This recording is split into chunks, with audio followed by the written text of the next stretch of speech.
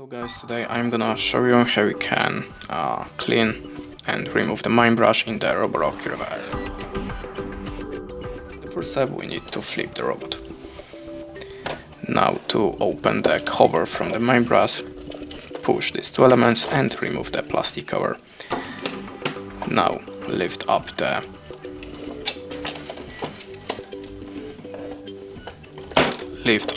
brush, start from the left side, and now you can clean it with the cleaning tool, or if you have a problem with the tangled hair, you can just cut it by the scissors. Then put it back like before, start from the left side.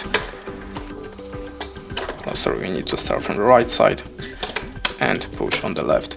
Then close the cover like before.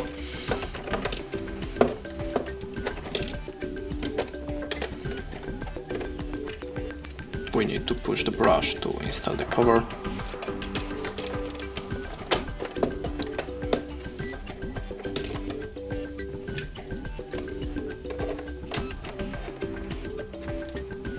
Okay, it's not so easy. And push until you hear the click. That's it. Thanks for watching.